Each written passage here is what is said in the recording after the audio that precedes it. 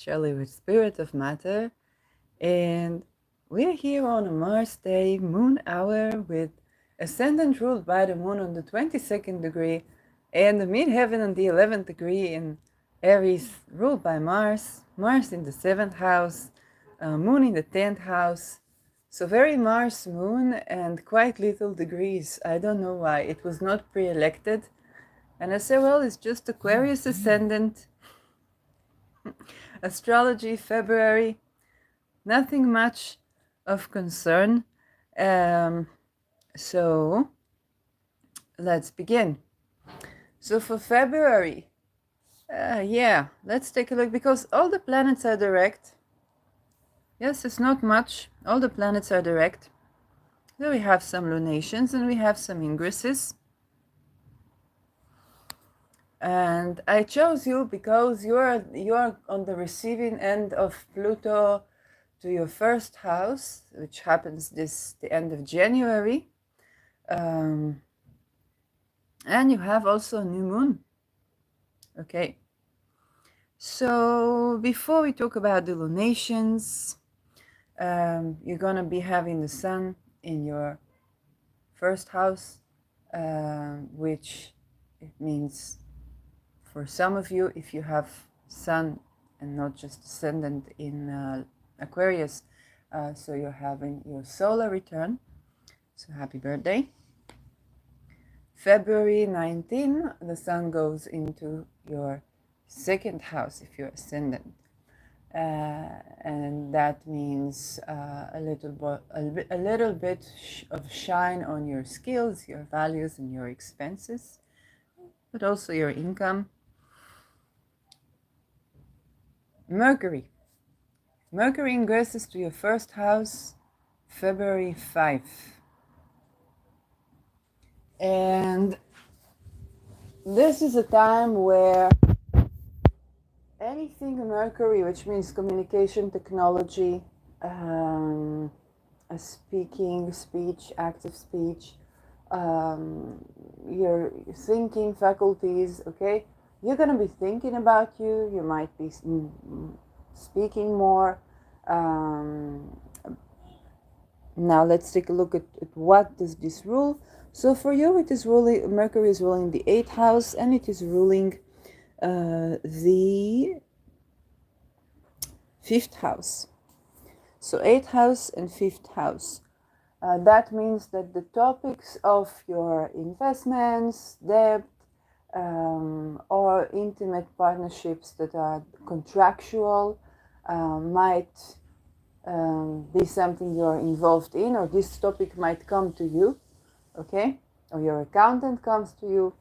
Can be something as simple as that, but also your 5th house, so it can be your children come to visit you, or you are thinking about children, or maybe a romantic partner. Some people hit on you, okay? And that is also represented here by your 5th. When it comes to business, this is the first house. It's more representative of 8th house related business than 2nd house, okay? So going over your investment portfolio, checking up on your debt, your balance, may be appropriate. A meeting with your accountant may be appropriate. Signing prenuptial, if it's for you, might be appropriate at this time. And fleeting, okay, just Mercury ingresses on the 5th to your first house, and it leaves your first house at February 23. Okay, so we are talking about less than 20 days.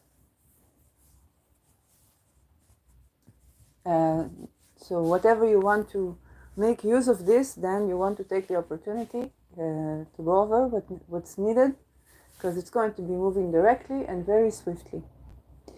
Then ingressing into your second house, February 23. This is where you might be signing things or developing something to do with your second house. So communicating your values, communicating yourself. If you need to market yourself, whether it's applying for a job or making money from your skill, um, up, going over your LinkedIn, your social media, where you usually market your skills and services. It might also be going over the technology that you use, kind of like integrating an AI or ChatGPT in your um, uh, in your own service or in your website. That might be appropriate. And yes, so expenses you might buy. You might find a window of election there, not when Mercury is conjunct in Saturn, or maybe yes, I don't know. To buy, if you need a new cell phone, new computer, anything that you need, technological or electric. This might be, depending on the window of election, appropriate time. As of February 23, appropriate time to buy things that are electric, things that are like even a camera or a cell phone, or a fridge, and so on and so forth. So that would be good time for that. Venus. So Venus ingresses to your first house February 16. And this is a good time for a good time. You know, Venus, a benefic, usually bringing in some pleasures to your physical body, to your life path. So some connections can come, some relations can develop. Venus is ruling your fourth house as well as your ninth house. So somebody might be visiting you from abroad, or you might have a family member coming to visit you, and that brings in some nice times for you. So it's time for going out on a fine meal, maybe receiving gifts, traveling. Yes, it can be appropriate. It depends on what and where, but it's more likely that somebody is going to come and visit you from abroad. Okay, revisiting your values and your worldview is appropriate because this is ruling ninth house for you. So you might be thinking about your life philosophy, or you might be communicating your life philosophy, okay, here with the co-presence of Mercury and Venus. Yes, of Mercury and Venus, and Mars and Pluto and the Sun. There's a lot going on. You're the center of attention, and you might feel more or less comfortable with this, but it can also be pleasurable, and you get to shine your light on things, or you get to teach people like your worldview, deliver it, share your worldview, and so on and so forth. And so, of course, as with the Sun, as with Mercury, as with Venus, naturally each one of them meets Pluto. You can check my February astrology for the entire month, because the first ingress is including a meeting, an intimate discussion with Pluto that is in 0 degrees Aquarius throughout the whole month and up until I think about September. So you are already, at this time, we're talking February, you are already having Pluto in your first house. So the journey begins, and the personal planets just integrate the relevant houses, people, events, or peoples, and so on. Now we are talking about the ingress of Mars is February 13, a couple of days before. And Mars in your first house, what I have to say about this is Mars can be your passion and drive. You're acting on your life path. It can be you're building some muscles, okay, gaining some muscles. Mars can also be arguments and accidents. So if you are lunar chart, okay, sun below the horizon, this will be probably more passion, drives, a bit confrontational, but not necessarily anything drastic. Or even if you have a little bit of accident here or there, if it is the sun above the horizon, okay, solar chart, this is where it can be more problematic because you can physically be injured at this time, okay? And so I don't want to creep you out, but more it's that time of the year when Mars is in your first house. So confrontations, accidents, stuff like that. And when you are athletic, then be careful. And you might be confrontational, or you might meet this from people from your career. Okay, it's ruling your 10th house, and also your neighborhood, because it's ruling neighborhood, siblings, and neighbors. If you're one of the houses that kind of like wake up in the morning, open the window and see, like, I don't know, free Palestine from the river to the sea, and you are Jewish, then this is a time where you want to take maybe more precautious. Guns are ruled by Mars. If you have access to carrying weapon, if it's laser weapon, I don't know, this is more sci-fi, but having something of Mars quality, okay, that can be a weapon, then that can be a way to deal with that, like, okay, to defend yourself physically, and see what are your point of interferences to the best of your ability to kind of make sure you know your rights, make sure you know what is in your possibility to do to defend yourself, because this is a bit of a tricky time, okay, you understand.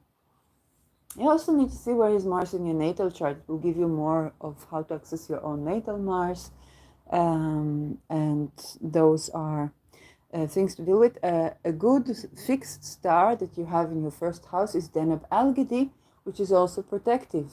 Okay, so if you don't feel like carrying a gun or, you know, becoming weaponized, turning to Deneb Algedi can be a good way of accessing this energy, and asking for protection.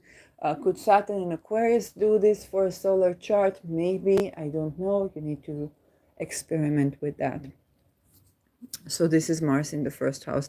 But all in all, it gives you passion, it gives you drive. Yes, a bit confrontational, but it can also advance your career. Your career really does get to you, okay? You can be physically exhausted. Watch out for overwork, for inflammation, and stuff like that.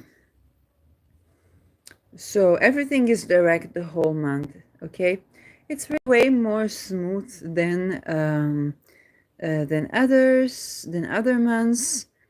Okay, we don't have anything in particular to kind of be worried about. We have a little bit of a sun square Uranus as a closing square on February 8, 2024.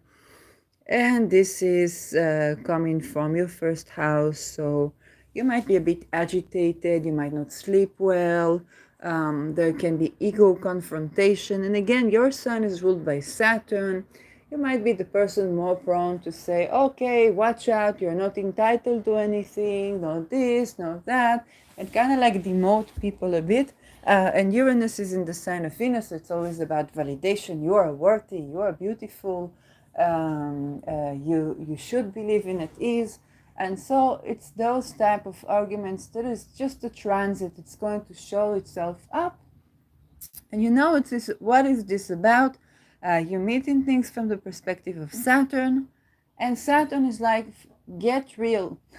Okay? Get real. Life is not always going to be nice to you. Get real. Although you want to change the structure, you're still Saturnian. And your way out of the structures may be taking responsibility, but Venus ruled Uranus is more about, and what about the people who cannot work, and what about domestic violence, however, and what about, this, it's coming up every time Sun is squaring Uranus. This argument when she does this from your sign. Now it's a closing square. It's a synodic cycle, so you might, I don't know if I have a Sun Uranus synodic cycle for 2024. You might want to watch this episode to kind of understand more of what this cycle is about. And for you, Sun rules the 7th house, so it can be an argument that that your partner is having with your parent, okay? And you just sit there, but it affects you because the Sun, okay, is coming to you. So maybe it is happening in your vicinity, and you're like have the honor to listen to this, okay? So, and they might be arguing about stuff to do with health, because we are talking Pisces, or stuff to do with income, because this is your second house. Saturn is in your second house, and issues of income, expenses, budget can be related to this. So you might have the honor to listen to an uncomfortable conversation when one is trying to rebel the other, between two people that are dear to you. So yes, this is the most, like, in terms of aspects, Mercury is going to square Uranus February 17. Okay, watch your wallets. You won't be able to. So you're going to have a defiant purchase. And this is, again, you might be buying something for you. You might be buying a watch, or you might be, and it's a defiant purchase. Okay, it's kind of like somebody at your home or your household tells you, oh, we don't have the money to do this, you don't have the money to do this, or you're sitting on your budget, you're kind of like, oh, you need to budget yourself some more. Then you go out and you buy yourself a beautiful watch or a new cell phone. Yeah, because Mercury is technological things, but to keep a long story short, you waste money in a defiant and rebellious way that may or may not be in your favor. That's what is signified by this. We do have a Mars square Jupiter on February 27. This is what people call big dick energy. So on a mundane level, this signifies conflicts because Mars is in your first house, Jupiter is in your fourth. You might be arguing about your values with your parents. Or Sagittarius is your 11th. You might be arguing about like your dreams and goals with one of the parents or one of the people of the family. Okay, and the Venus is also in your first house. So it can be an ouchie of an argument, but you both can be cocky, regardless of your gender, and you make it a big deal. Okay, it can also be a big deal. Okay, who's daring to question your values, your this, your that, and it can involve your career, and your values and your networking or dreams and goals. It's kind of an unpleasant energy. Okay, and that can cause you to take some massive action. You or somebody around you to take some massive action. It can cause you to try and take some massive action, even to do with your career, or you decide that you are going to buy a car. Venus is involved as a result of this. Like you do some sort of a rebellious act. Or somebody's doing some sort of a rebellious act towards you because you decided to follow your dreams and goals and focus on your career. Then somebody is going to dedicate the money that they wanted to spend on you and buy a new car for themselves at home. Okay, what, like, stuff, the type of stuff that people argue about, like, for no reason, then it's one of these moments. Hopefully nothing too escalative. Yes, it can be arguments around religion happening in your home, your parents' home, or in your vicinity, and you physically are, adjacent to that. So again, whatever you can do as point of interference to make sure you are safe. And you can be caught up in some other people's beliefs, ideas, ideologies that have nothing to do necessarily with you, but do affect you on a personal level. So it's nothing new, okay? It's not, um, no new events that are big and traumatic, but just make sure that you are careful. February 10 is the new moon in your first house. So you have a new beginning. And this is going to be a radical new beginning in your life. So this is why I began with you first, okay? It's a radical new beginning in your life. Just to make sure I'm recording, yes. And the reason I say radical is because this new moon, 20 degrees Aquarius, is squaring Uranus in your fourth house. And so this is the time where you might begin something to do with a partnership or a work in a way that is defiant to your foundations, okay? Not undermining, just defiant, okay? Let's say you grew up working, or you're expected to work in a family business, and then you and your partner do work together, but not at all in the family business, in completely other enterprise. Or you and your partner decide to adopt a cat, and your elders are allergic to cats. Okay, so you can see how those things can be, or there's some sort of new beginning to do with your health routine. You might be changing up your diet, and you can see how that can work with the fourth house, okay? Like, mom, I may all decide I'm vegan, okay? Here's some chicken, okay? And so that is something I absolutely appropriated from Arab shorts, talking about Arab families feeding each other and giving chicken to vegan people. Because they have no idea what vegan is, or they pretend that they don't understand. So it can be one of those. It's a radical new beginning in your life. And sun and moon signify your partner, significant other, so partnerships, and your health, or work, or employees if you have employees, or a pet. Okay, you might decide that you want to grow a crab for a pet.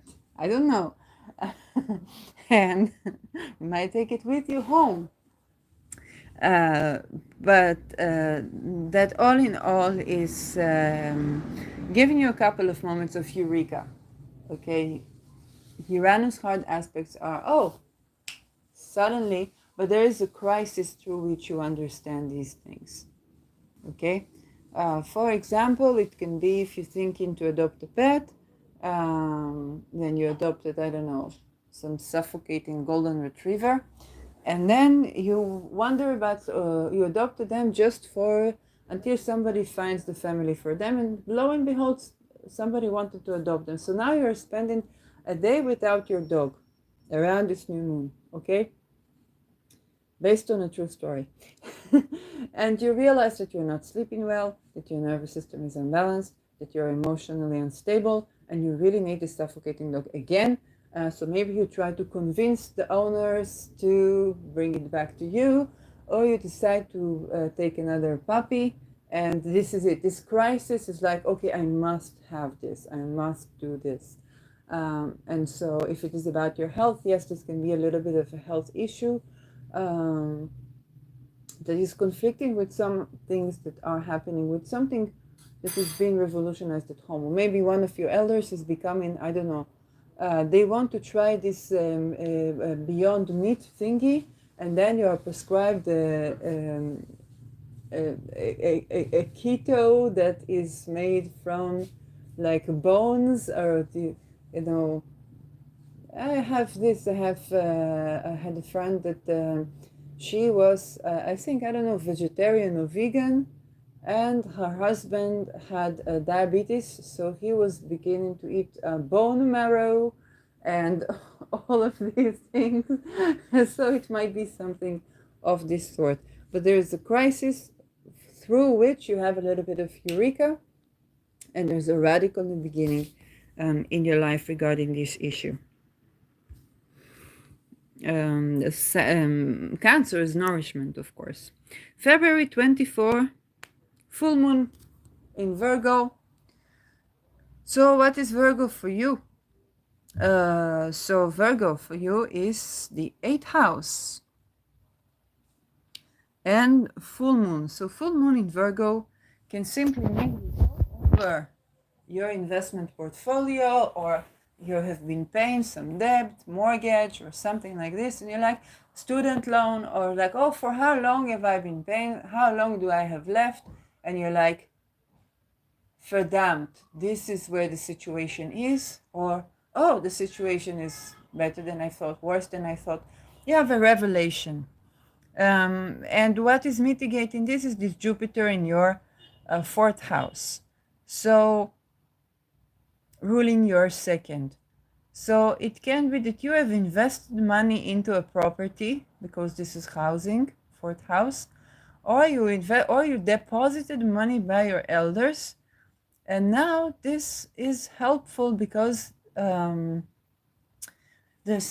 have invested into your foundation. Okay, the ruler of your 2nd in your 4th, it means you put some money either at the house of your parents, or you bought the house, you bought the property, you invested, or you just gave some money to your parents, and now they are helping you to cope with whatever is revealed, or alternatively, your work, okay, has been yielding, or your investment or your life insurance has been yielding, and now maybe you're using this to buy property. You see, oh, how much do I have? Oh, I already have a deposit for a house. Okay, all in all, it doesn't look too grim. Yes, Saturn and Neptune is in your 2nd house, so I don't expect it to be,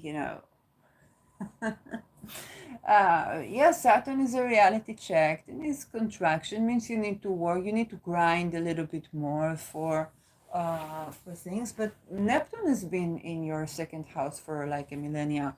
And for you, the surrendering of how much money am I able to make is something that perhaps has led you maybe to open a business.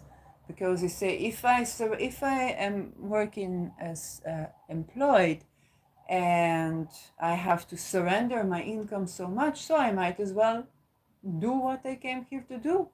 And I practice my skill, and lo and behold, you might be making more money than you have expected.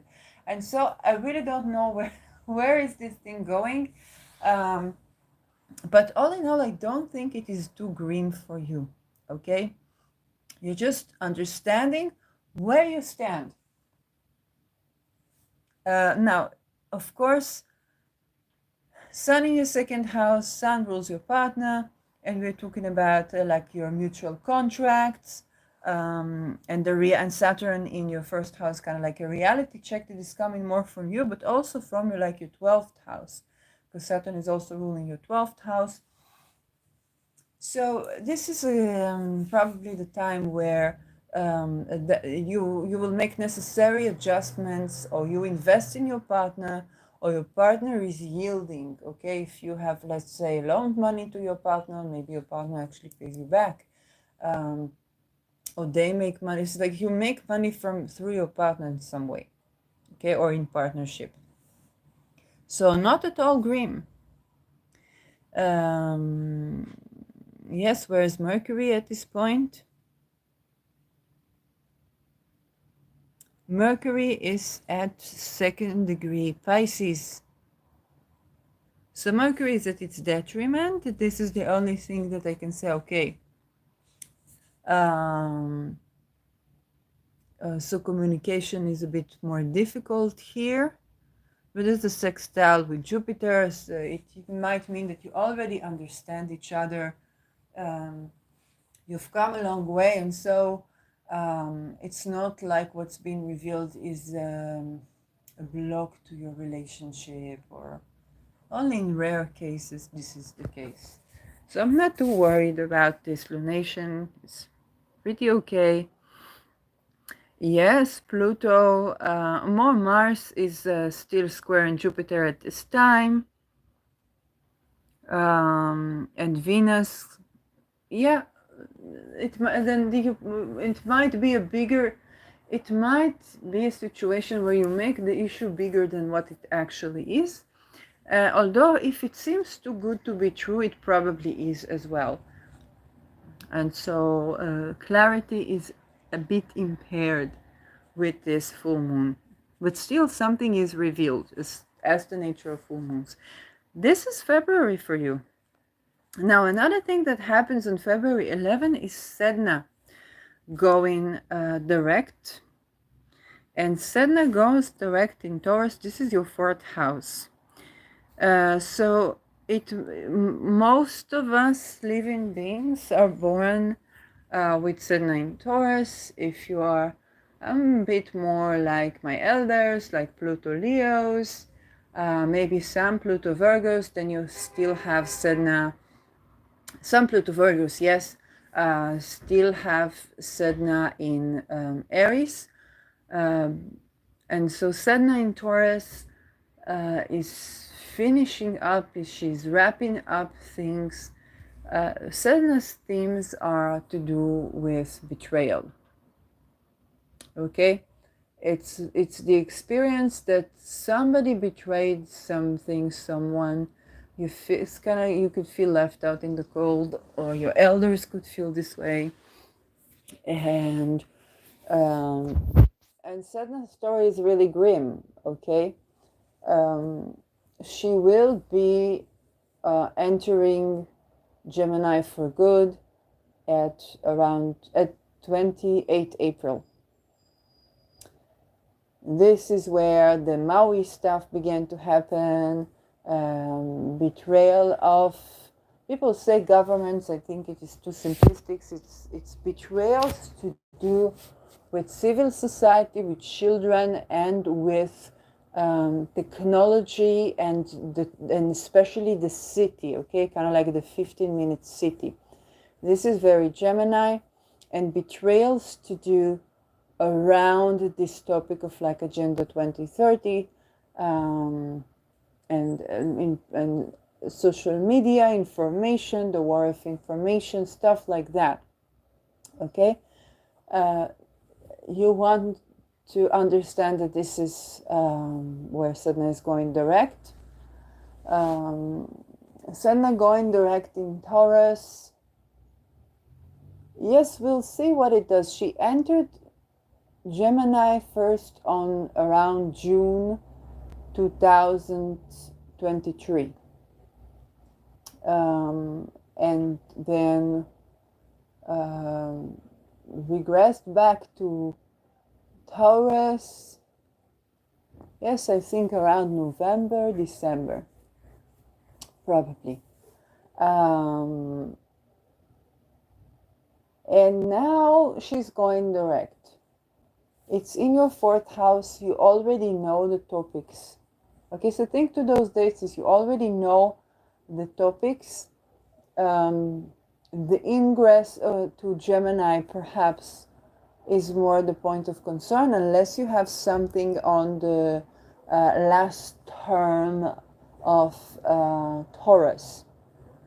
Okay, last phase to last term, particularly last term, like the last 5 degrees of Taurus. This is where you're going to be more affected, and you already know what it means for you. Because it's 4th house, it can be particularly difficult, and she also rules your 9th house. So it can have to do with worldview or with religion.